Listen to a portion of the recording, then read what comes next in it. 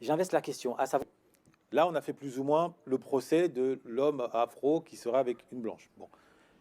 Maintenant, il a évoqué certains regards des hommes à l'égard de la femme afro. Donc, est-ce que aussi la femme afro, par exemple, comme toi, qui voit un président avec au bras d'une blonde, ne peut-elle pas se dire, mais qu'est-ce que nous, femmes afro, ne faisons-nous pas pour être à la hauteur de ces exigences-là? C'est une question. En Mais, termes de, mhm, je vais jusqu'au bout, mhm, comme dans la vidéo que j'ai évoquée en guise d'introduction, mhm, tu évoquais que les excuses, en tout cas les explications, étaient des excuses bizarres. mhm. Sauf que quand 10, 50, 100 personnes qui ne se connaissent pas, qui ne se concertent pas, te donnent plus ou moins les mêmes explications, à un moment, peut-être qu'on peut les analyser. Donc, est-ce que sur ce terrain-là, la femme afro n'a pas sa part de travail à effectuer pour être au niveau de l'exigence à l'échelle d'une certaine élite? Je parle en termes de savoir-être, de savoir-faire, du raffinement. Et aujourd'hui, je vous propose une vidéo sur ce thème-là qui date, qui a au moins, enfin, c'est sûr que ce thème-là me dépasse, dans le sens où j'ai grandi aussi avec ce thème-là,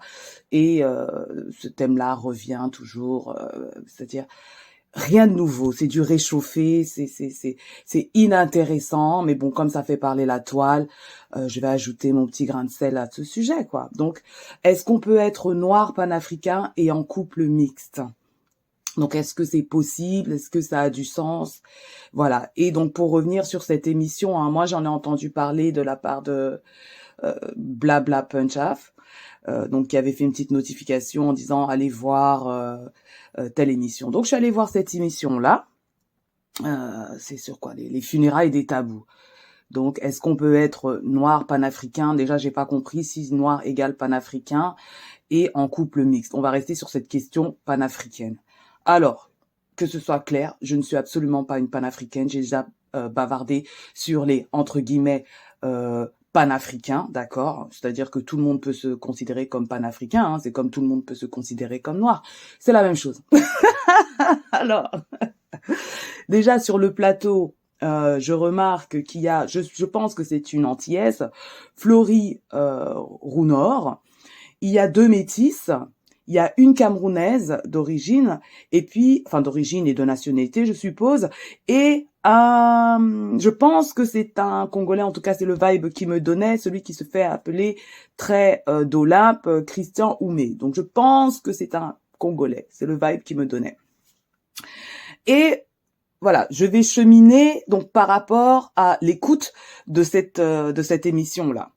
Donc tout de suite, il y a Missiva, donc la jeune Camerounaise, 21 ans, qui entre tout de suite en disant que voilà, la définition du panafricanisme pour elle, c'est l'unité des Africains pour la construction de l'Afrique. Et elle dit bien que son point de vue est africain. Donc, déjà, elle est toute seule. Elle est toute seule pour plusieurs choses. Elle est toute seule parce qu'elle n'est absolument pas d'accord. Pour elle, c'est un non-sens. Donc, le panafricain, et surtout le panafricain donc reconnu de tout le monde, n'est pas censé être avec une femme non noire, ou doit absolument être avec une femme noire. La question de la représentation est très importante pour elle. Ce que je reconnais chez Missiva, c'est que elle fait beaucoup d'amalgames, puisque elle reste sur la question des présidents. Mais est-ce que les présidents se considèrent comme des panafricains? Est-ce que pour être président en Afrique, on doit être panafricain? Ça, c'est déjà une chose. Voilà, président n'est pas égal à panafricain. Donc c'est dommage. À chaque fois, elle prenait des exemples qui étaient complètement incongrus, donc qui invalidaient sa réflexion. Donc ça, c'était bien dommage. Donc je dis qu'elle est toute seule sur le plateau. Pourquoi? Parce qu'elle est entourée d'occidentaux. Hein, je sais que c'est un problème pour les panafricains. Hein, occidentaux, de se dire, voilà, occidentaux. Non, non, non, vous êtes des occidentaux. Hein, et c'est pour ça que vous ne comprenez peut-être pas, ou vous faites exprès de ne pas comprendre la position idéaliste, hein, idéaliste de Missiva. On rappelle que Missiva a 21 ans et qu'elle aura le temps de déchanter. Donc pour elle, si on prône le panafricanisme, on ne peut pas être avec une femme blanche ou une femme en tout cas non noire. Encore une fois, je dis que est-ce que les présidents africains ou tous les présidents africains prônent le panafricanisme? Je ne me rappelle pas avoir entendu Paul Biya prôner le panafricanisme, ok? est-ce que le président de la Côte d'Ivoire, hein, avec son épouse française blanche, prône le panafricanisme? Je ne pense pas l'avoir déjà entendu parler de panafricanisme. Et voilà, pour rester un peu dans toute cette excitation autour de la CAN, je me rappelle quand même que des Camerounais sont allés en Côte d'Ivoire et se sont même excités, se sont exaltés de voir les routes, hein, qu'on pourrait comparer à des routes occidentales, tellement il n'y avait pas tous ces trous sur la route, on pouvait rouler sans problème en Côte d'Ivoire, ok? Alors que, hein, si on reste dans la réflexion de Missiva, le président de la Côte d'Ivoire, et je dis pas que c'est grâce à lui, hein, parce qu'avant lui, il y avait Gbagbo qui était lui marié avec une femme noire. Donc je ne pense pas que les routes sont arrivées avec ce dernier président de la Côte d'Ivoire dont j'oublie le nom. Mais ce qui est sûr, c'est que pour elle qui prend l'exemple de, comme je dis, très mauvais exemple de Paul Biya avec sa femme métisse qu'elle a tout d'un coup considérée comme une femme noire, alors que je suis sûre qu'elle sait que c'est une métisse. Mais là, à ce moment-là, comme d'autres noirs, elle a changé l'argument et elle a positionné Chantal Biya comme une femme noire, pensant que ça allait passer, mais qui l'a reprise dans le discours rapidement, c'est une femme métisse. Donc Missiva qui voulait prendre cet argument que heureusement dans mon pays Paul Biya ne s'est pas présenté avec une femme blanche. Je vais revenir sur ça, sur cette histoire. Bref, donc deuxième point, dans la conscience collective, une personne noire est égale à un homme noir. Ça, je le ressens dans toute la discussion. On ne s'imagine même pas, hein, qu'on parle à la place d'une femme noire qui est avec un homme blanc. Ça, on a l'impression que c'est inconcevable, ok? Pour les femmes noires comme pour les hommes noirs, ok? C'est inconcevable. Et donc, quand on parle du couple mixte, clairement, dans la conscience collective, on pense à l'homme noir et une femme blanche. On ne pense pas à autre chose. Et du coup, la réflexion ne peut pas être nuancée, hein. Et les hommes noirs qui vont peut-être se sentir, voilà, sur la sellette, sur la défensive, des choses comme ça, alors que je suis sûre que leur argument changerait, hein, s'ils positionnaient une femme noire à la place d'une femme blanche, hein, un homme blanc à la place d'un homme noir. Je peux vous dire que là, ils auraient été bien plus nuancés que les propos qu'on a entendus sur ce plateau. Et lorsque Missiva, voilà, parle des présidents, encore une fois, président n'est pas du tout égal à panafricanisme, qu'elle parle, donc elle s'exprime par rapport au président de l'Afrique, il y a beaucoup trop de présidents avec des hommes blancs, est-ce qu'elle a tort? Tout le monde sait qu'elle a raison, hein? Tout le monde sait. Mais l'homme noir fait très attention à sa représentation, surtout l'homme noir, on parle de l'homme noir ici occidental, hein?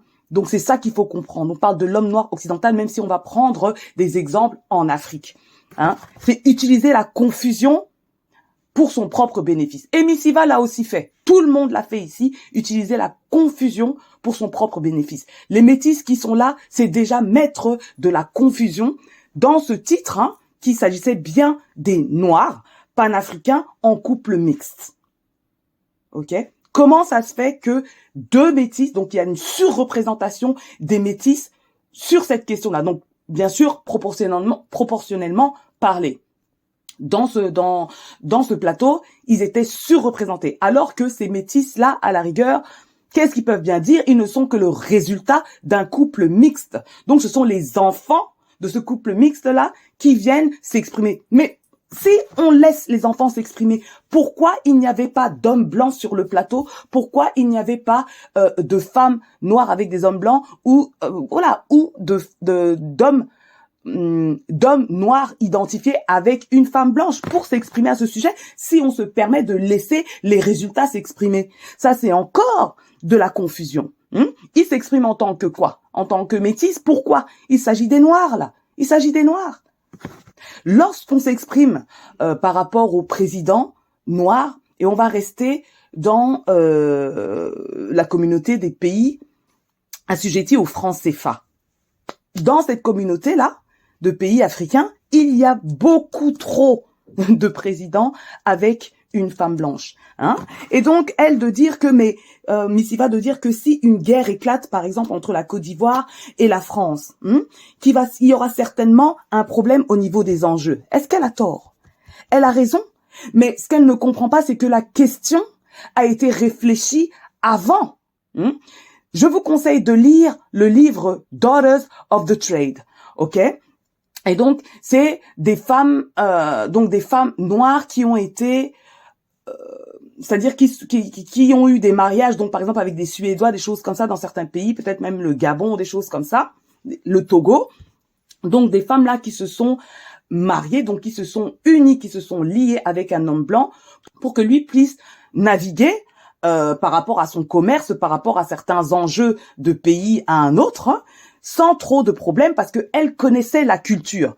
Et donc elle lui proposait une certaine porte, donc une porte, une ouverture pour pouvoir naviguer dans le pays par rapport à son bénéfice, à elle, ok, et certainement à son ethnie ou des choses comme ça. Emma, vous croyez que ces histoires de Daughters of the Trade là, ça n'existe pas chez les blancs, hein?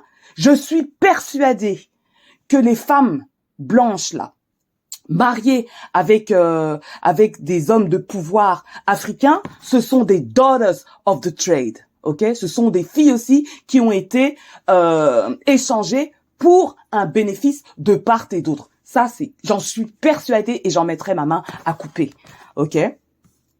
Vous croyez quoi? Que ces femmes-là se sont amourachées de cet homme-là et puis elles ont décidé de se marier ou quoi? Non, non, non, non. Il s'agit de mariage arrangé. Il s'agit de mariage arrangé. Ce sont des Daughters of the Trade. Pour effectivement protéger les enjeux, protéger les bénéfices d'un pays, en tout cas des deux pays, hein. Si on parle de souveraineté, mais là je suis désolée, la question de la souveraineté se pose dans cette communauté africaine assujettie au franc CFA. Donc les bénéfices, les plus gros bénéfices sont pour qui? Je vous laisse libre de répondre à cette question. Et donc voilà, Missiva, pour moi, elle a 21 ans. Il ne faudrait même pas lui en vouloir. Elle va déchanter comme tout le monde. Donc elle pense qu'elle a vu clair par rapport à beaucoup d'autres personnes, alors que finalement sa vision est très limitée. Hein, quand on est jeune, on a des idéaux, on pense qu'on a compris quelque chose, on s'autonomise, on se différencie. Hein, mais toutes ces réflexions-là ont été faites et ce sont des réflexions de quartier en fait. Hein, quand on est là sur les plateaux télé et qu'on n'a aucune prise sur les enjeux politiques ou des choses comme ça, vous croyez quoi? C'est comme si on est au bistrot en train de faire nos bavardages. Hein? Donc s'arrêter à une question sexuelle, c'est très très limité. C'est très très limité. Ensuite, donc, au fil de la conversation, on a Loïc, donc le métis. Bon, après, ils ont des noms très francisés, donc je ne sais pas si c'est le papa qui est blanc ou si ce sont des Antillais d'origine, je ne sais pas, ok? Mais en tout cas, ces deux métis ont des noms très francisés. Donc, je me demande si c'est le père qui est blanc, et je suis sûre que dans ce cas-là, ils vont faire profil bas. Parce que on sait très bien que ce n'est pas ce que les hommes noirs veulent élever comme métis en fait dans la communauté, à part si le métis donc prouve et montre son allégeance à la communauté noire entre guillemets. Et donc pour lui le panafricain lutte à toutes les causes relevant donc à l'Africain. Donc bien sûr il voit pas du tout ce que Missiva tente de dire, mais voilà, on peut très bien comprendre sa position de métis. Enfin voilà.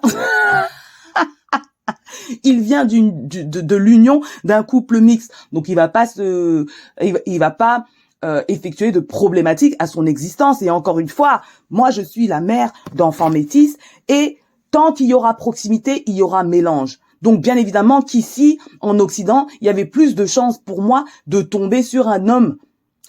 Si je tiens à être avec un homme valable, il y a plus d'hommes valables du côté blanc puisqu'ils représentent la majorité de la communauté, enfin de la société en Occident.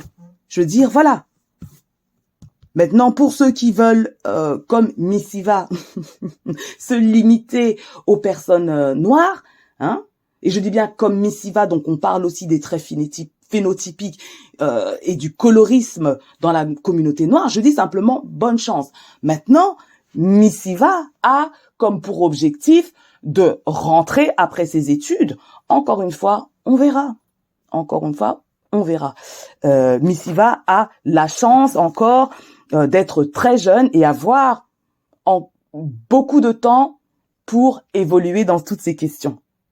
Même si elle espère ne pas évoluer sur cette question.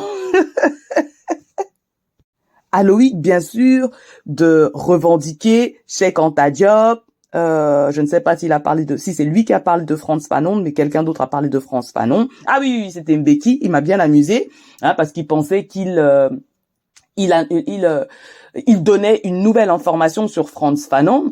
Hein, Mbeki, je pense qu'il a un certain âge, c'est-à-dire que si aujourd'hui Missiva pense qu'elle dit quelque chose de nouveau, je peux encore l'entendre, elle a 21 ans, mais Mbeko a l'air d'avoir un certain âge, en tout cas bien plus de 30 ans. Donc il peut s'imaginer que beaucoup de personnes savent que Frantz Fanon, d'origine donc antillaise, était avec une femme blanche. Enfin voilà quoi, tu n'as pas dit quelque chose de nouveau, mais bon voilà. Donc voilà, toujours les mêmes arguments et surtout les mêmes exemples, hein, Cheikh Anta Diop, Frantz Fanon, hein, qui ont impacté la communauté noire, hein. Et aussi cet argument de dire qu'effectivement il y a des noirs qui sont avec des noirs qui font rien, il y a des noirs qui sont avec des noirs qui crachent sur des noirs, il y a des noirs qui crachent sur des noirs, hein, même qui sont avec des personnes non blanches, et ça c'est vrai, En fait, ce que les gens doivent comprendre, c'est que la communauté noire, ou en tout cas le groupe des personnes noires, est un groupe complètement hétéroclite comme la plupart des autres groupes, hein. Les personnes d'un autre groupe ont tendance à simplifier un groupe qui est différent d'eux, hein, parce que catégoriser, je veux dire, ça rend les choses plus faciles pour les êtres humains, pour pouvoir savoir comment agir, comment traiter même certaines personnes. C'est plus facile de catégoriser les informations, parce que sinon, si on passe notre temps à analyser les informations, on n'arrive pas à agir sur quoi que ce soit. Ok, donc on catégorise tous, hein. Et donc nous aussi, vivant en Occident, hein, parce que je dois rappeler quand même que le plateau était rempli de personnes donc habitant en Occident, même pour Missiva, ou des personnes qui sont des occidentaux, ok? Et donc nous aussi, on simplifie notre propre groupe. Alors qu'on fait partie de ce groupe-là, on simplifie notre propre groupe.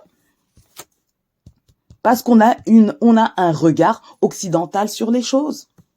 Bien évidemment, Johanna Morcillo, hein, Morcillo, ça fait quand même un peu, je sais pas si, non, c'est pas portugais, ça doit être espagnol, enfin bref, hispano en tout cas. Une métisse, hein, elle est en phase avec Loïc. Enfin, voilà, je veux dire encore une fois, comme Loïc, comment pourrait-il en être autrement? Je veux dire, vous n'allez pas demander à des personnes d'un certain groupe de se rejeter, même si Johanna essayait d'être, un peu plus nuancée, ok? Parce qu'elle a dit des choses très intéressantes, donc il n'y a pas de souci. Mais encore une fois, elle n'est pas noire pour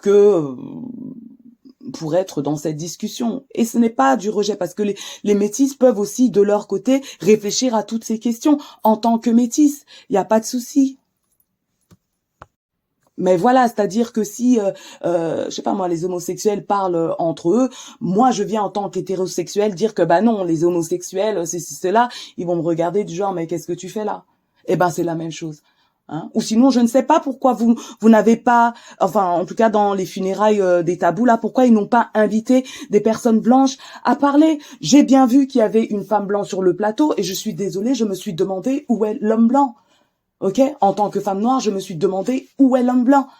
Ouais, parce que moi, attirée par tout type d'hommes, hein, j'ai bien envie de voir des hommes blancs, des hommes asiatiques, des hommes voilà autres sur le plateau et peut-être pourquoi pas les laisser s'exprimer, puisqu'on laisse exprimer le résultat d'un couple mixte.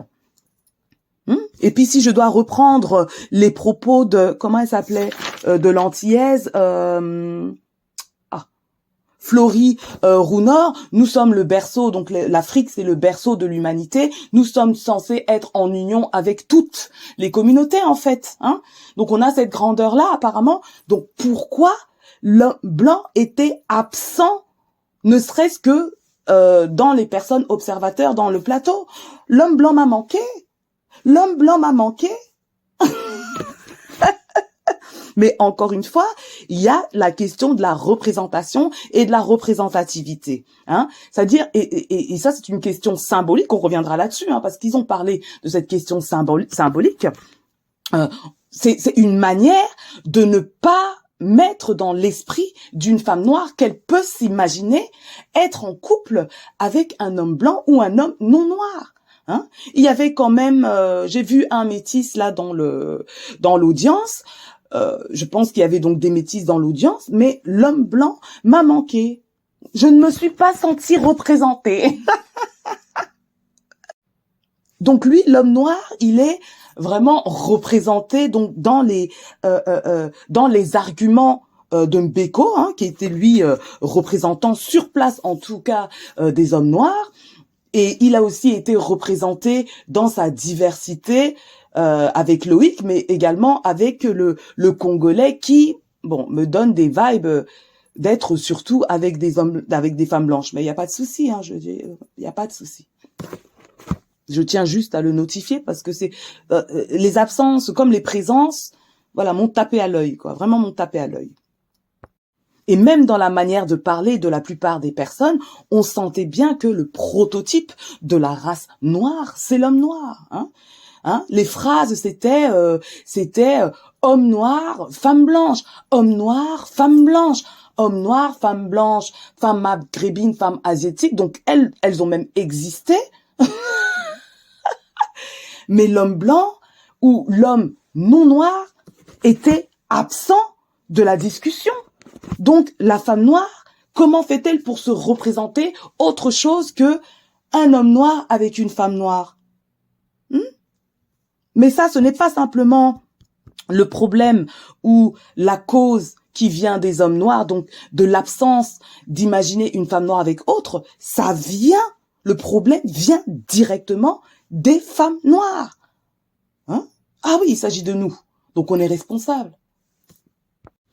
Et donc voilà, cette confusion donc de mettre des métis sur les plateaux pour parler voilà de sujets, donc des sujets qui ont été limités hein, dans la thématique. C'est pas moi qui ai limité, c'est le sujet qui a été limité dans la thématique, c'est-à-dire les noirs panafricanistes en couple mixte.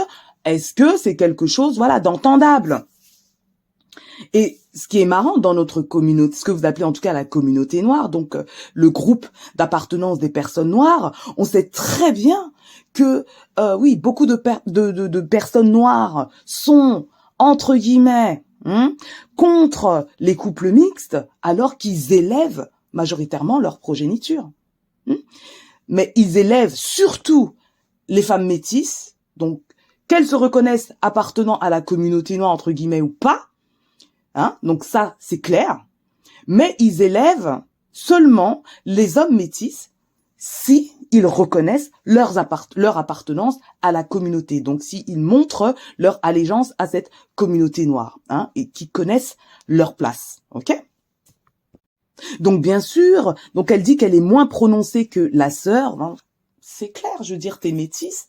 Je veux dire, je veux même pas faire de jeu de mots. Clairement que ton propos sera moins prononcé, sera un peu plus, enfin, léger, tu vois, light, hein, ok. Parce que sinon, tu risques de te mettre une balle dans la, enfin voilà quoi, créer un problème par rapport à ta propre existence dans cette réflexion en fait. Donc c'est tout à fait normal que son propos soit moins prononcé. Hein? Même si elle a dit des choses, je vous dis, c'est-à-dire qu'elle parlait de valeurs, qu'elle parlait de le projet, voilà, que tout ça, voilà, que le projet de la personne noire avec la personne non noire, que qu'ils soient d'accord sur le projet, qu'ils soient d'accord sur les valeurs et sur voilà, sur leur vision. Donc ça, elle a tout à fait raison. Mais là, C'est clair que si on revient avec cet argument du président, hein, on va laisser cet argument de président là parce que c'était vraiment un mauvais argument, on va dire de leader, ça ouvre un petit peu plus le champ des possibles. Donc de leader, effectivement que la représentation et la représentativité est très importante. Et moi donc, en tant que femme noire, oui, j'avais un problème que des métis soient là à réfléchir sur une question posée à des personnes noires. Oui, j'avais un problème. Missiva, qui à un moment donné, voilà, exprime le métissage comme un problème, parce que certains le font par complexe. Donc moi j'ai envie de dire, en quoi est-ce un problème plus grand que les couples dysfonctionnels en tout genre, hein? Parce que Missiva, moi, je suis d'origine camerounaise, donc je connais les problématiques du Cameroun, et certainement pas autant que les Camerounais qui vivent là-bas. Ça, je n'oserais jamais le dire. Mais j'ai grandi aussi dans un contexte, autour de moi, il y avait beaucoup de Camerounais, ok?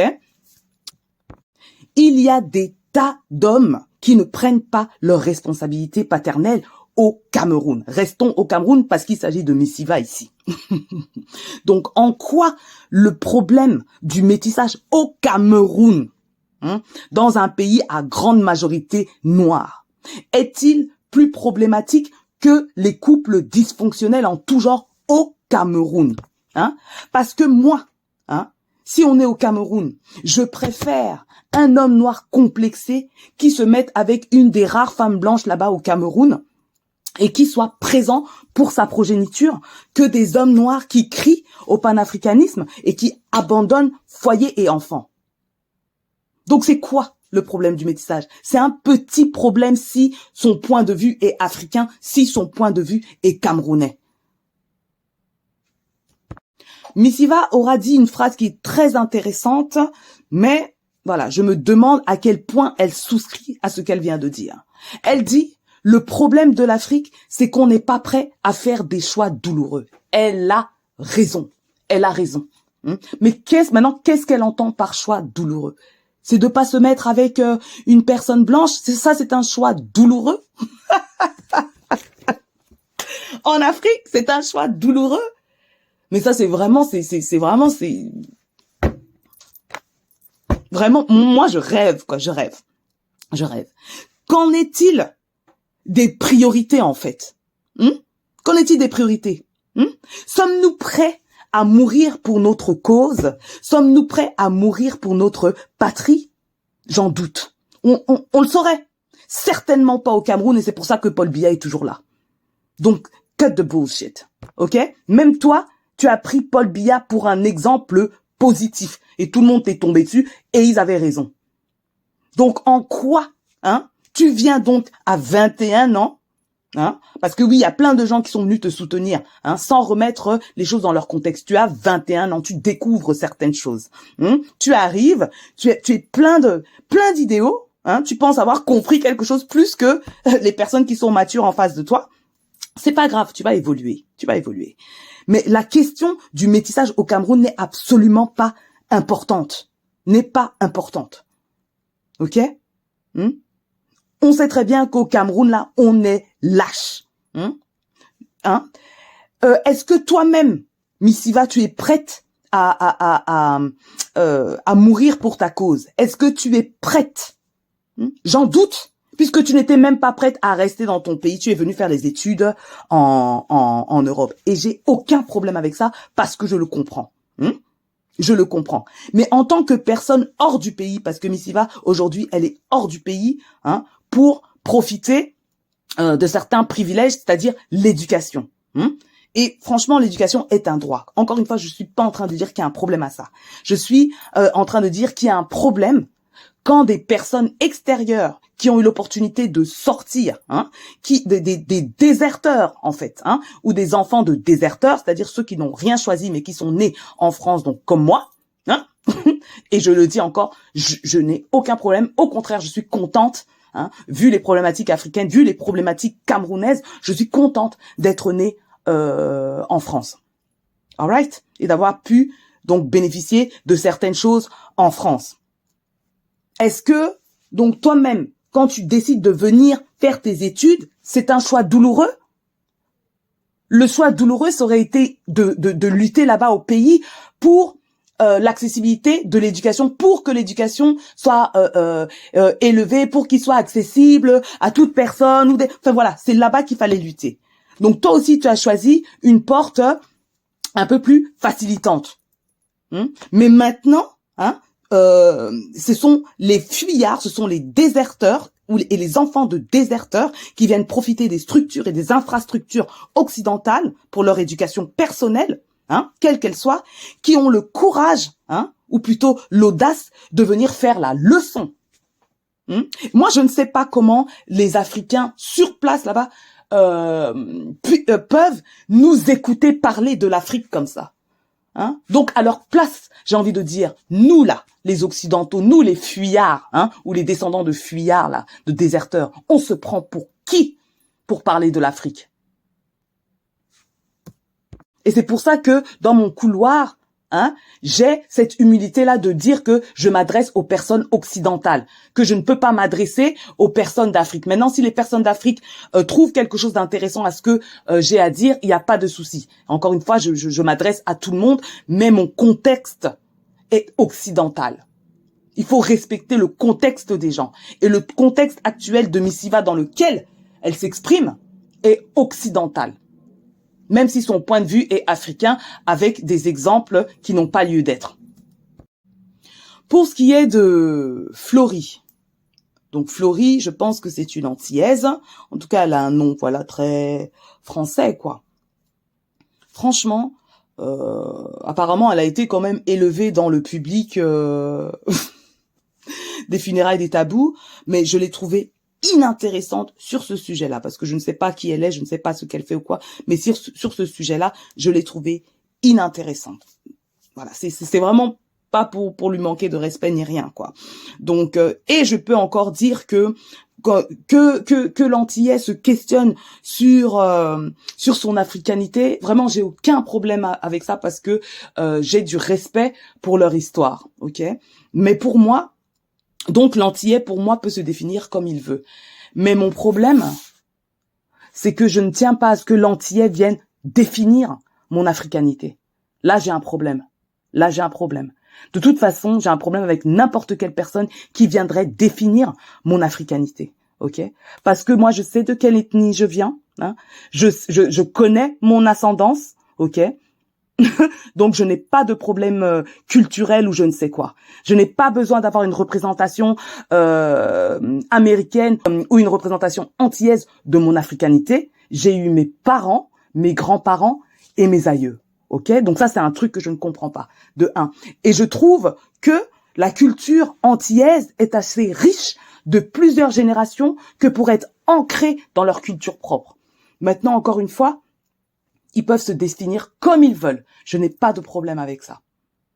Parce que, encore une fois, je reconnais la responsabilité africaine sur ce qui s'est passé de l'histoire, donc antillaise, et donc des Noirs, en tout cas, qui ont été déportés. All right? On revient sur Missiva. Donc Missiva, encore une fois, le prototype de la femme noire qui vient annoncer au monde entier sa restriction dans ses options. Nothing but a black man, ok? Nothing but a black man. Est-ce que, et pourtant, quand je dis le prototype, parce que vous savez que c'est son prototype qui n'est absolument pas élevé dans la communauté, ce que vous appelez la communauté, en tout cas des hommes noirs. Et c'est elle qui vient mettre des restrictions sur ses options. Alors, si c'est ce qui l'attire, il n'y a pas de souci. Si c'est une question idéalisée, bon courage à toi. Bon courage à toi, tu vas déchanter.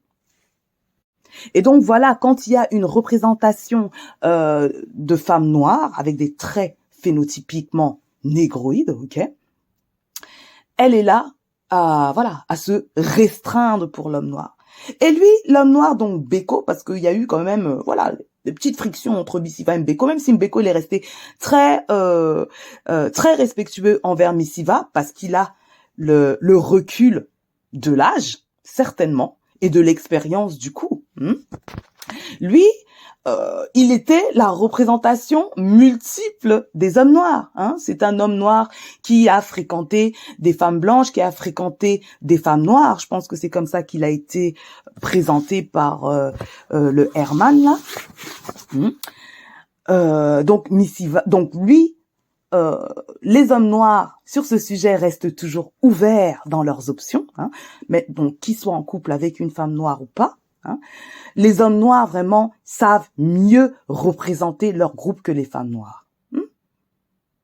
Missiva de dire, si j'étais donc avec un homme noir dans quelques années, parce que je ne sais pas qui elle est, mais bon, pour elle, elle a dit certaines choses, donc elle peut plus revenir dessus. Les gens seraient donc surpris. A sister saved the race. Donc c'est vraiment ça pour l'instant. Elle a 21 ans. She's a sister saved the race. Beaucoup de succès. Parce que quand un groupe sait que tu seras là, quoi qu'il en coûte, ce groupe-là finit par te prendre pour argent comptant. Si quoi qu'il fasse, il ne te perdra pas, il ne fera rien, puisque tu es couru d'avance. Mais bon, bonne chance. De toute façon, d'après ce qu'elle dit aujourd'hui, Missiva, je suppose qu'elle rentrera au Cameroun après ses études. Dans ce cas-là, elle a bien plus de chances d'être avec un homme noir. Maintenant, on est au Cameroun.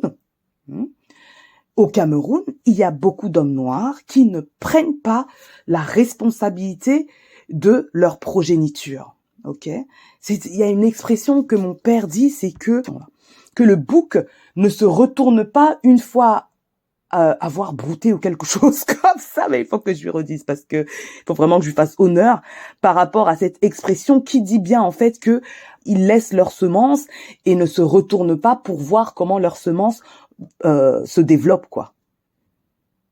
Mais toi, tu veux signer absolument avec un homme noir. À un moment donné, il faut arrêter avec un certain égoïsme dont fait preuve la femme noire, ok?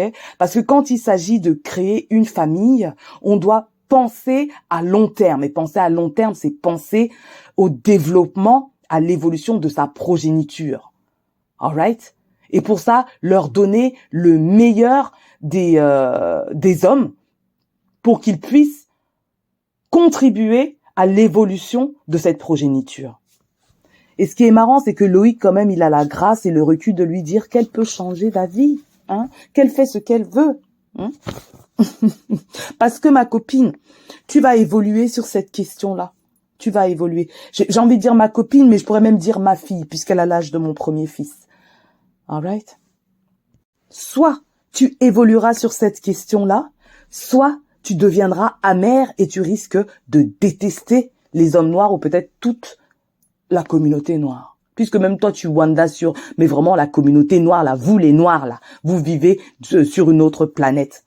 Ma copine, on est avec toi. On est avec toi sur cette planète. C'est toi avec tes idéaux, là. Tu es là avec tes idéaux et tu wandas. Non, non, non. Les gens qui étaient sur le plateau avec toi, ils ont plus de recul, plus d'expérience. C'est toi qui wandas. Il est possible qu'à 21 ans, certaines personnes qui sont dans le public, là, pensaient comme toi. Ils ont évolué. Mbeko de raconter que voilà qu'il y a des hommes noirs qui sont en couple noir et qui sont empêchés par leurs femmes noires de développer, d'investir au pays, de faire des choses au pays, de développer, voilà, de faire des business au pays. Mon ami, tu ne sais seulement ce que ton pote t'a dit. Il est possible que la personne là investisse beaucoup trop là-bas au pays et pas assez dans son foyer. Et peut-être que c'est là d'où vient le problème de la femme noire, de cet homme noir. Ça, c'est une possibilité. Et bien évidemment, quand on a, s'ils sont avec des femmes noires qui, elles, se représentent leur vie ici en Europe, et peut-être que il a essayé d'investir, il s'est fait avoir quoi par certaines personnes au pays. On sait que c'est pas facile pour des personnes d'ici d'investir au pays si tu n'as pas des pieds à terre là-bas, s'il n'y a pas des yeux là-bas pour toi. ok? Donc il y a plein donc c'est pas la peine de diaboliser ces femmes noires en couple avec des hommes noirs, ok?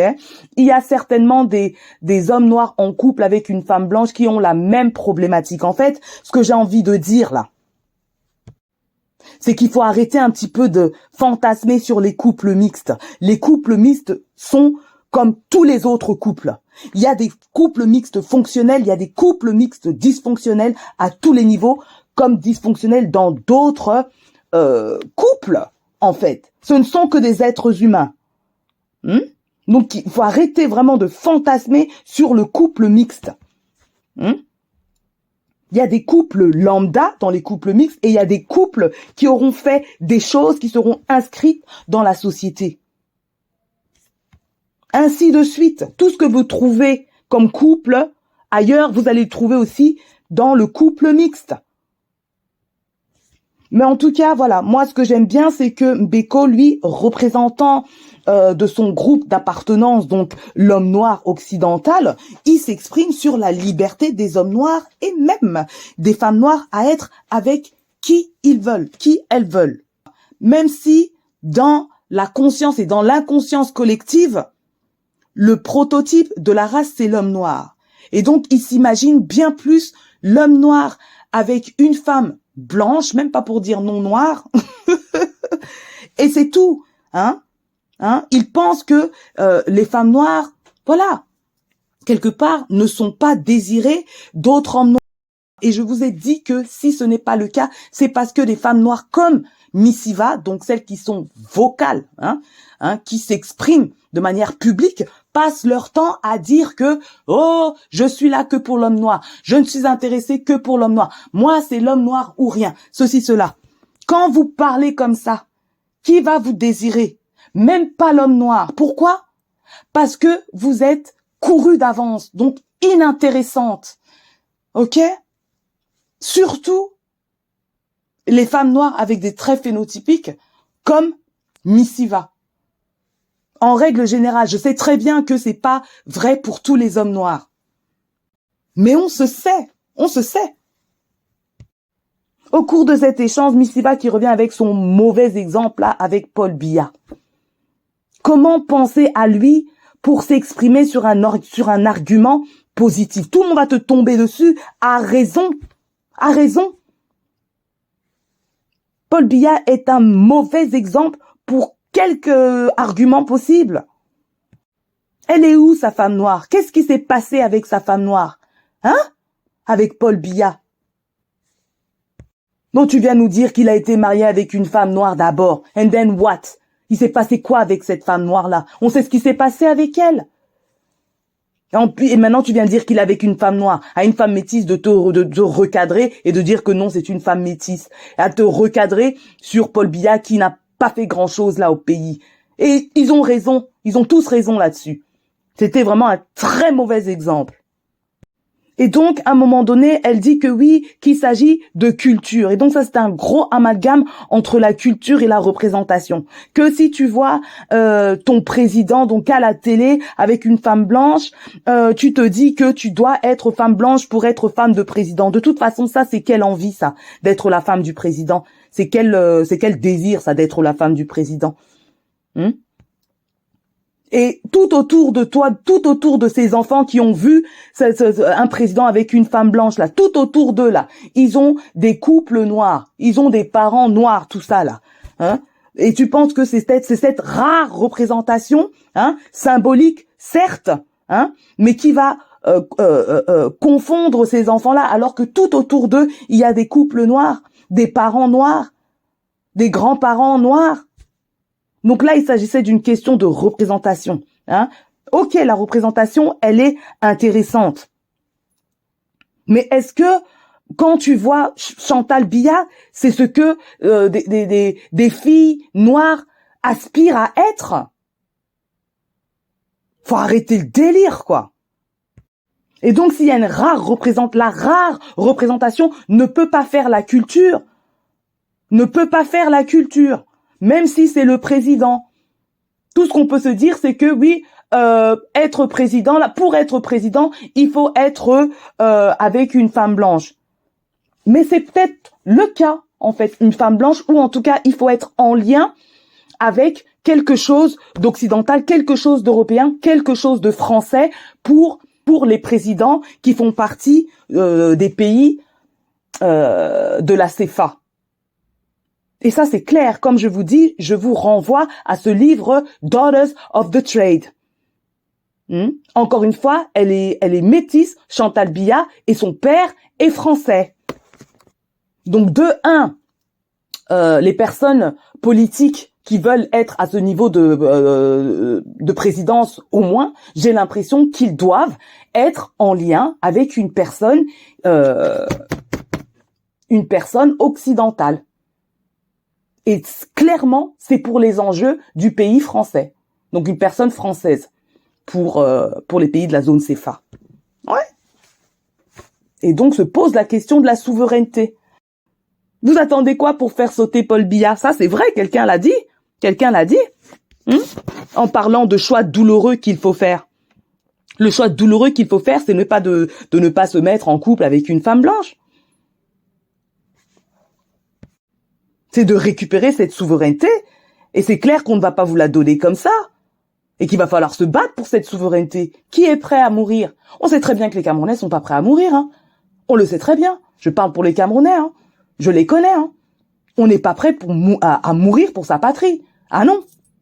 Rares sont les cas. Et quoi, Messiva? Tu penses que ce sont les femmes noires qui doivent se mettre par terre, là, et puis mourir pour la patrie? Non, c'est une question que je laisse comme ça. Donc, si les hommes ne sont pas prêts à mourir pour leur patrie, pourquoi les femmes noires doivent, discuter des histoires de couples mixtes là, hein, au lieu de faire la même chose. Donc ensuite, Trait d'Olympe, là, je sais plus comment il s'appelle. En tout cas, je me rappelle de son nom de famille qui doit être Oumé, parce que je pense pas que ça se dise Oum.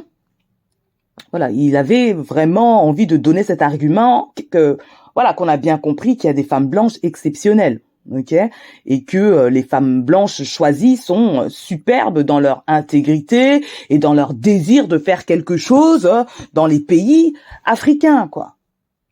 Non, mais ça c'est clair. Je veux dire, de toute façon, vous savez tout de suite élever les personnes blanches et les femmes blanches en tant que reines et tout, je sais pas quoi. Enfin, easy quoi. Moi aussi j'aimerais. C'est-à-dire, je sais que en tant que femme blanche, si je fais certaines choses pour le pays, pour un pays africain, on va m'élever comme un messie. Hein? Et c'est ce que Trait d'Olympe, je suis désolée, c'est le vibe qu'il m'a donné, hein. Même si il disait bien, je ne suis pas en train de dire que, voilà, qu'il ne faut pas être avec des femmes noires. Il avait beaucoup d'arguments en faveur des femmes blanches. Comme si il n'y a pas d'exceptionnalité dans la catégorie des femmes noires. C'est-à-dire que, en tout cas, en Afrique, hein, il y a bien plus de femmes noires que de femmes blanches. Donc, comment à chaque fois, on va pas se mentir, quoi. Il y a beaucoup trop de présidents, de représentants de pays noirs avec des femmes non noires. Mais ça, c'est clair, quoi. Tout le monde le voit. Et ça, il faut reconnaître ça à Missiva parce qu'elle avait l'air de rêver, quoi. C'est-à-dire qu'on était en train de la gaslight, clair. Sur certains trucs, quoi. Oh, mais non, il y a des, il y a des présidents noirs avec des femmes noires. Ouais, mais d'accord, mais proportionnellement, il y a beaucoup trop de présidents noirs avec des femmes non noires. Ça, c'est clair. Tout le monde le voit. C'est clair comme de l'eau de roche. Maintenant, ça pose pas de problème aux hommes noirs. Pourquoi? Surtout pour les hommes noirs. Non, n'importe quel homme noir. Pourquoi? Parce que du coup, il peut être désirable pour toutes les autres femmes. C'est une représentation positive pour eux, même si c'est problématique pour le pays. Et là, je parle pas de la symbolique, mais je parle des enjeux politiques. Mais encore une fois, on peut parler de la souveraineté. Et là, on aura avancé. Et pas pour la question de la représentativité, mais plutôt sur la question de la souveraineté. Hein? Les femmes là, elles sont pas là par hasard, quoi. Elles sont beaucoup trop nombreuses en Afrique, dans des contextes donc non souverains, que pour se poser la question de l'amour, quoi. Faut arrêter le délire.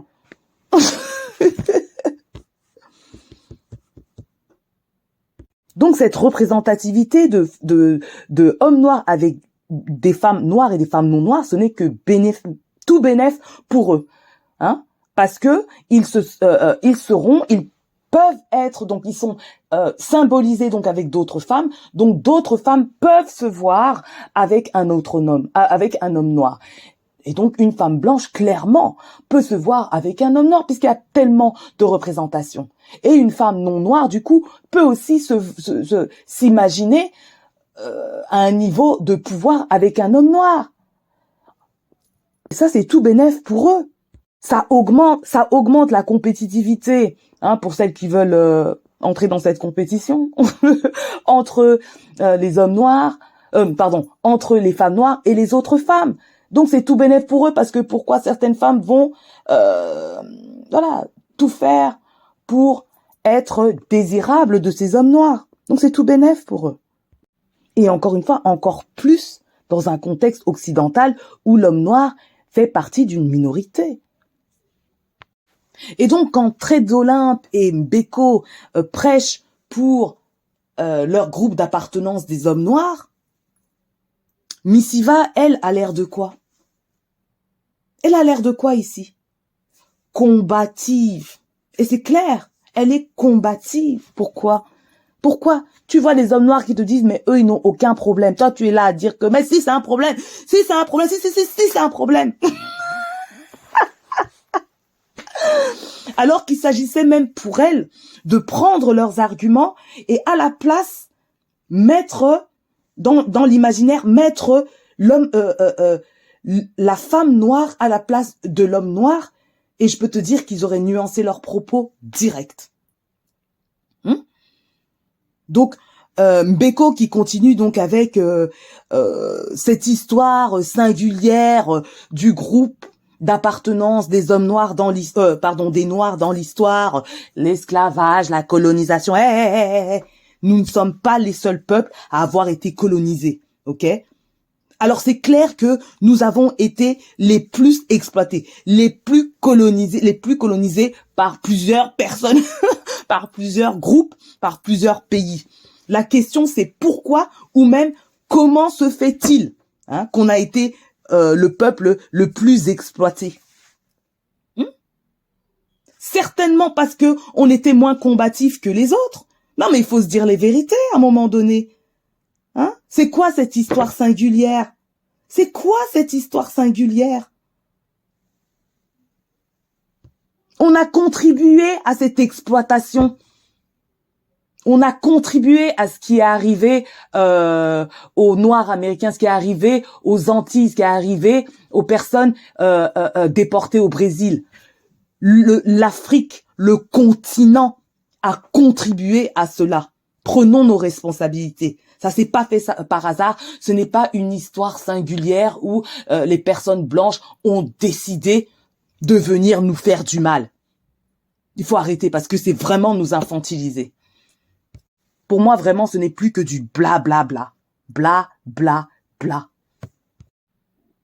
Et donc, voilà, en tant que noir, il faut toujours travailler, il faut toujours un grand travail de réflexion sur ce qui s'est passé dans notre histoire, pour comprendre les enjeux d'aujourd'hui et pour pouvoir planifier demain. Continuons, on est là avec justement à toujours ramener Cheikh Anta Diop et puis tout son travail, son gros travail de recherche par rapport à cette fixation sur l'Égypte ancienne là. Ça nous apporte quoi aujourd'hui? Ça nous apporte quoi aujourd'hui? Commencez par comprendre votre système familial, d'où vous venez, votre lignée, comme disait un peu Florie là. D'où vous venez, quelles sont les valeurs familiales, qui ont certainement lien avec des valeurs culturelles. Est-ce que ces valeurs culturelles et ces valeurs familiales vous soutiennent encore sur ce que vous voulez apporter à votre descendance? Donc de pas tout simplement copier des valeurs copier des stratégies et des valeurs qui ne fonctionnent plus par rapport à ce dont vous avez besoin aujourd'hui, quoi. Donc, commencez par comprendre d'où vous venez, vous, ce que vous êtes, vous, dans votre différenciation, dans votre, dans votre indépendance, afin de bâtir un foyer le plus fonctionnel possible pour vos enfants, hein, qui, eux, hein, pourront s'ancrer aussi dans une famille avec des valeurs porteuses et qui pourront avancer encore. Non. Hein, les Africains, les Noirs panafricains doivent d'abord tout le temps prendre le temps de comprendre les écrits de Cheikh Anta Diop pour construire. LOL. Hein, comprendre les écrits de Frantz Fanon pour je ne sais quoi là. Oh, vas-y. Hein? Or que vous avez vos parents, vos grands-parents, vos arrière-grands-parents qui peuvent vous transmettre certaines choses. Hein? Ancré dans votre culture familiale. Non, non, vous allez chercher des histoires là-bas aux États-Unis, vous allez chercher des histoires là-bas aux Antilles, je parle pour les Africains, aux Antilles, pour essayer de comprendre je ne sais quoi là. Comprenez d'abord votre famille. Puis, c'est quoi Florie, hein, ouais. Une phrase qu'elle a dite, mais voilà, c'est une phrase qui est peut-être même le problème des Africains. J'en sais rien, quoi, que la fonction des Africains, c'est d'être avec tout le monde. Pour être avec tout le monde, faut d'abord être bien avec soi-même, ok? Pour être avec tout le monde, faut d'abord être bien avec soi-même.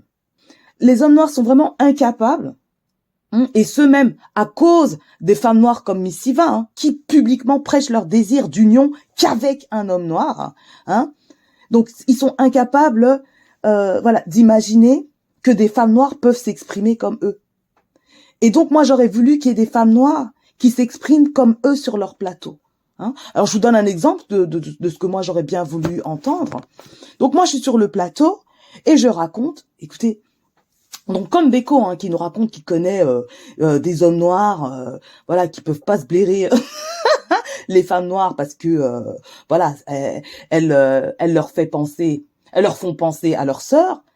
Mais voilà, moi j'ai envie de dire, je connais des femmes noires qui ne peuvent pas s'imaginer avec des hommes noirs, qui ne peuvent pas imaginer faire corps avec un homme noir et que c'est écœurant pour elles, hein, que pour elles il s'agit même de quelque chose d'incestueux, ok? Elles ont l'impression, oui, de pratiquer l'inceste. Elles sont dans ce rejet de l'homme noir. Mais moi, je respecte leurs opinions. Hein. Enfin, voilà, moi, je respecte leurs opinions. Je veux dire, si elles sont heureuses avec des hommes blancs ou asiatiques, moi, c'est leur droit. Ils font ce qu'ils veulent. Hein. Grand bien leur en face. Je veux dire, s'il y avait une femme qui avait dit ça sur le plateau, vous pensez que les hommes noirs auraient écouté ça comme les gens du plateau ont écouté Mbeko quand il disait qu'il y a des femmes, des hommes noirs qui peuvent pas s'imaginer être avec des femmes noires, hein, des Niafou, des Fatou, hein, parce que elles leur font penser à leurs sœurs. Je répète, moi je connais des femmes noires qui ne peuvent pas s'imaginer avec des hommes noirs. Imaginer faire corps avec un homme noir, c'est écœurant pour elles. Hein. Elles ont l'impression de pratiquer l'inceste. Elles sont dans un rejet total de l'homme noir. C'est-à-dire, n'imaginez même pas, hein, dès qu'elles pensent à la machinerie sexuelle de l'homme noir, elles ont envie de vomir. Mais bon, moi je respecte leurs opinions. Hein. Je veux dire, si elles sont heureuses avec des hommes blancs ou asiatiques, je veux dire, c'est leur droit. Non, mais je vous laisse mariner là-dedans, quoi. C'est dégoûtant de dire que vous pouvez écouter quelque chose comme ça, ramener ça sur un plateau, et puis dire que vous respectez leurs opinions. Il y a des choses qu'il faut garder pour soi. Hein. Franchement, il y a des choses qu'il faut garder pour soi. Je veux dire, t'es là avec tes potes, là, vous racontez vos histoires, là, c'est entre vous. Pourquoi tu ramènes ça publiquement? Et de dire que tu respectes leur opinion. Parce que là, du coup, j'ai un problème avec Beko et même pas avec ces gens-là qui parlaient, eux, dans un contexte privé. Mais tu nous ramènes ça dans un contexte public. Bref. Mais ce qui compte, hein, c'est pas qu'ils ont le dégoût de la femme noire. Ce qui compte, ce sont leurs actions. Ok? Hein? Et puis à un moment donné, hein, et ça c'est un truc que des hommes noirs ont souvent dit à certaines femmes noires comme des Miss Siva, hein. Moi, je suis pas obligée d'être avec toi, moi. Je suis pas obligée de me marier avec toi. Tu vois? C'est facile pour eux de dire ça à une femme qui est courue d'avance. Hein? À une femme à qui on sait que on n'a rien à faire pour elle, elle sera toujours là. Hein? Alors que si c'est une femme noire qui s'exprime et qui est en couple avec une personne autre qu'un homme noir, il sait déjà qu'il n'est pas obligé d'être avec elle puisqu'elle-même elle est avec quelqu'un d'autre et que elle aussi elle n'est pas obligée d'être avec lui. Ça il le sait déjà. Et quand il ramène encore donc de manière publique ce qu'il sait en privé, quand il dit qu'il connaît des personnalités qui dans le privé sont en couple avec des blanches, mais utilisent des femmes noires de façade pour sauver leurs apparences. Là tu te dis, mais moi j'ai envie de dire, duh pour ceux qui doutent de ça, quoi. Ah, j'en suis persuadée, moi. Des bogus, des fragiles, des imposteurs, comme il a dit, des hypocrites. Je trouve ça très grave. Lui, il nous ramène ça dans un contexte public. Ok, merci à toi. Mais quand même, toi, tu fonctionnes avec ces gens-là, Benko. Donc, tu vois, finalement, tu sais, je me questionne sur toi parce que c'est toi que je vois. C'est toi qui nous ramène ça. Eh oui, on questionne souvent le messager. Ouais. Donc, les femmes blanches sont en coulisses, et je rappelle que c'est elles qui profitent de ce qui se fait, de cet homme noir-là, et pas spécialement la femme noire de façade, parce que, vu comment les femmes noires se donnent à rabais, là, je suis sûre que c'est pas bien négocié. Je veux dire, si tu veux que je sois une femme de façade, tu vas payer cher. Tu vas payer cher. Et je veux bien, parce que moi, j'ai pas de problème avec ça. Si tu veux que je sois ta femme de façade, y a pas de souci. Mais tu vas payer cher. Tu vas payer cher. Non, mais sans déconner, c'est grave ce qui nous a ramené Beko. C'est grave. Mais bon, on sait très bien qu'il y a un plein de bogus. Je veux dire, la question même, elle est bogus. Je veux dire, on sait très bien que si on se considère normalement comme panafricaniste, ce serait plus clair pour tout le monde. Il y aurait pas de confusion si tu es avec une personne de ton trait phénotypique. Même si, je dis, c'est simplifier la chose. Parce qu'encore une fois, je veux dire, les noirs ne sont pas pareils. Le noir donc africain qui est malien et le noir africain qui est camerounais n'est pas pareil. Je veux dire, culturellement, on n'est pas pareil. Ok?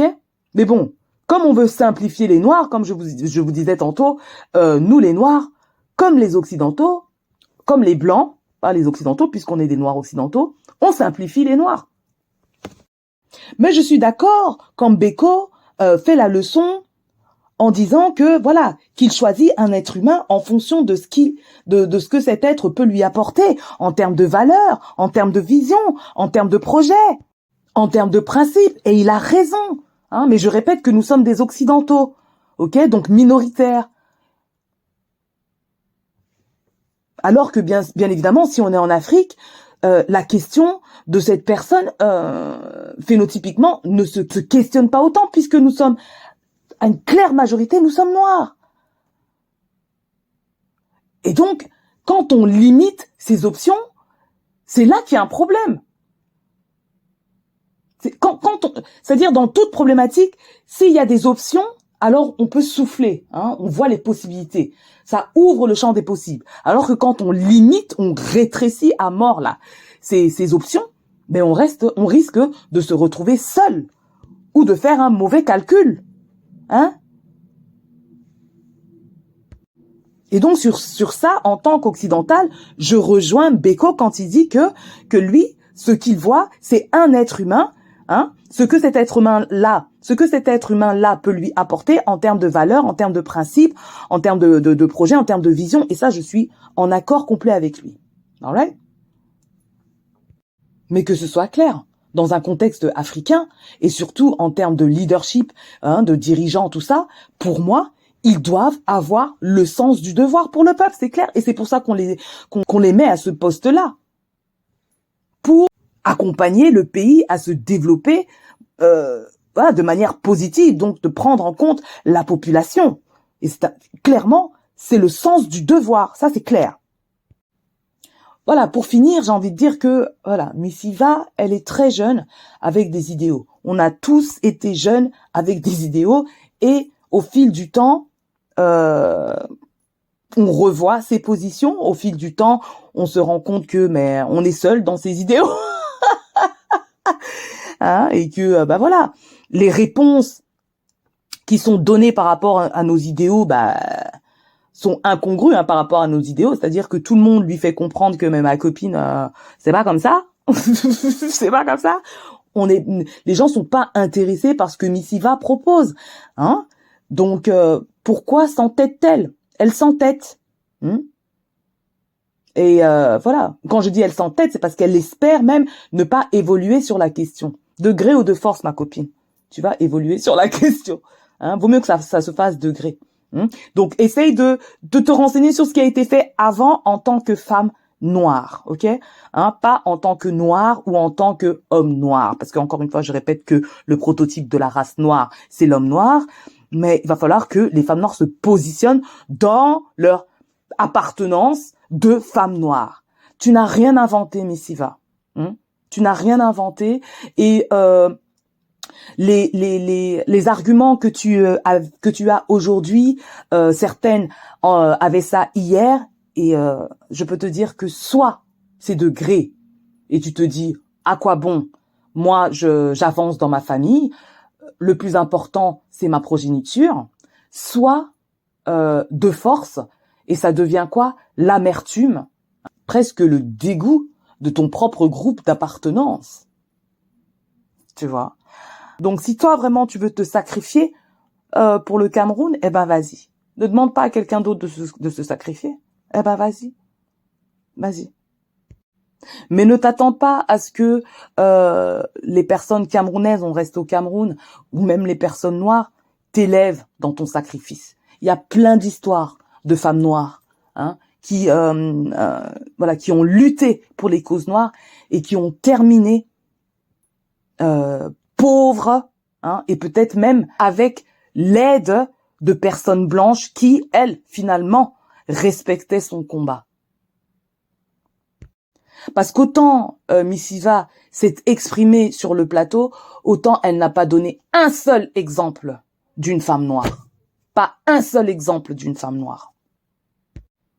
Également, je tiens à dire que, voilà, j'ai vu au moins une femme blanche sur le plateau, ok, donc pas dans les invités. Bon, dans les invités, ils étaient quand même représentés à travers les métis, mais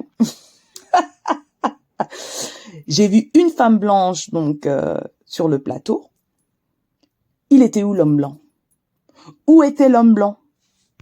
Moi, je dis encore une fois que l'homme blanc a manqué. Ne serait-ce que symboliquement, ne serait-ce que de manière représentative. Mais je sais que c'est pas fait au hasard. Peut-être inconscient, mais c'est pas du hasard, quoi. C'est que la femme noire ne doit pas développer cette représentation imaginaire pour se la représenter de manière factuelle, hein, et doit continuer de se représenter cette union avec l'homme noir. Ou tout simplement parce que l'homme noir est le prototype de la race noire. Voilà. C'est l'homme noir qui prime, donc une femme blanche, mais pas d'homme blanc. Mais moi, ancrée dans ma féminité noire, donc de femme noire, l'homme blanc a manqué. Encore une fois, je me questionne sur la place des métis dans des discussions qui sont bien nuancées, donc en tant que noire. Je n'ai pas du tout envie que le métis vienne me dire comment réfléchir en tant que noir. Donc oui, j'avais un problème avec ça, parce que je suis sûre que le métis non plus n'a pas envie que je vienne lui dire, que je vienne réfléchir à comment le métis doit fonctionner en tant que métis. Comprenez? Donc ne venez pas dire que j'ai un problème avec le métis. Non, je suis une femme noire bien dans mes baskets. Ok?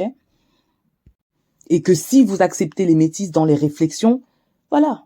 Le pas, il n'y a plus qu'un pas pour accepter la femme blanche que vous savez déjà mettre dans des réflexions parfois, peut-être pas dans les funérailles du tabou, mais dans d'autres plateaux, la femme blanche, s'il vous plaît. Mettez alors l'homme blanc qui vienne aussi dire quelque chose à ce sujet-là. Il pourrait même nous étonner.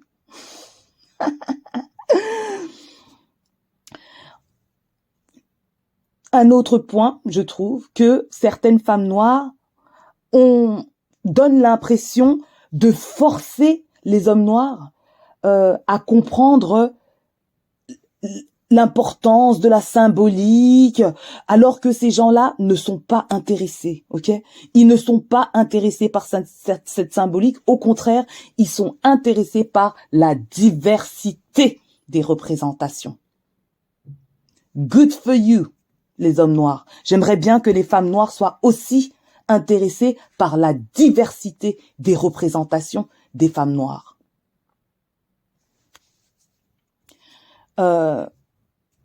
Voilà, je finis aussi avec le fait que je trouve que Missiva, même si elle était très courageuse, et seule dans ses positions, qu'elle n'a pas encore le recul. Elle a des idéaux, mais qu'elle n'a pas encore le recul. Donc voilà, pour ceux qui suivent Missiva, continuez de la suivre et de voir son évolution à ce sujet-là. Sinon, le débat, c'est du réchauffé. C'était assez amusant d'écouter cette émission-là. Et puis la morale de l'histoire, j'ai envie de dire, faites ce que vous voulez, quoi. Et que le plus important, c'est de garantir la continuité de votre lignée familiale, quoi.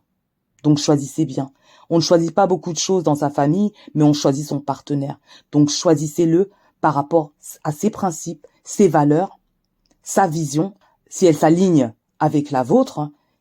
Et puis, go for it. Voilà ce que j'avais à dire à ce sujet-là. Maintenant, franchement, on pourrait tirer. Mais je pense que, voilà, plus d'1 heure sur ce sujet-là, c'est amplement suffisant. Voilà, dites-moi ce que vous avez pensé de cette vidéo. Voilà, faites part de votre point de vue par rapport à cette émission, par rapport à ce sujet. Et on se capte à la prochaine. Peace.